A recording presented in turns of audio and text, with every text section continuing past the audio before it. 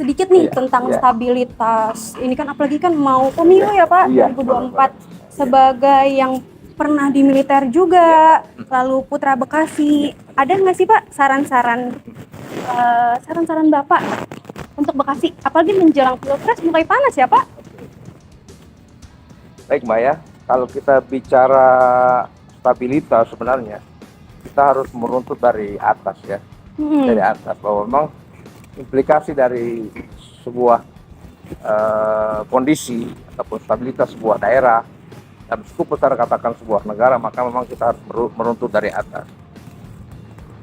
Indonesia adalah negara yang memiliki peran yang sangat dominan, memiliki posisi yang sangat strategis di mata dunia karena memang kita berada di persilangan. Memang Indonesia menjadi bagian dari incaran ya beberapa negara terhadap betapa strategisnya ataupun betapa cantiknya Indonesia kalau dikuasai. Oleh karena itu memang keberadaan Indonesia dalam memelihara dan menjaga stabilitas itu luar biasa. Jadi kita tidak bisa melihat skup kecil. Jadi implikasi dari skup yang besar itu pun menjadi bagian yang sangat dominan untuk harus kita intens terhadap situasi yang berkembang yang ada.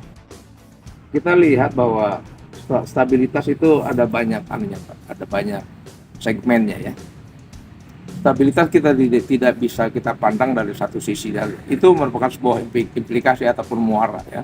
Seperti kita lihat sekarang di Bekasi, situasi keamanan di Bekasi kan saya melihat ada ya keresahan ya. Contoh misal, iya, betul. Contoh keresahan terhadap kenakalan anak-anak sekarang, keresahan terhadap perkelahian. Betul. Itu sebenarnya bagian-bagian yang terimplikasi dari yang lebih besar.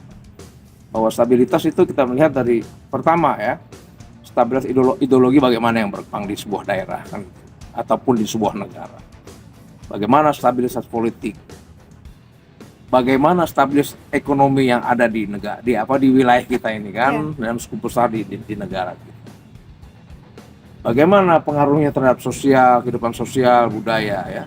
Implikasinya nanti pada aiming point-nya terakhirnya kita lihat sekarang kan keamanan bagaimana akan ya menjadi tanggung jawab kita bersama keamanan ya.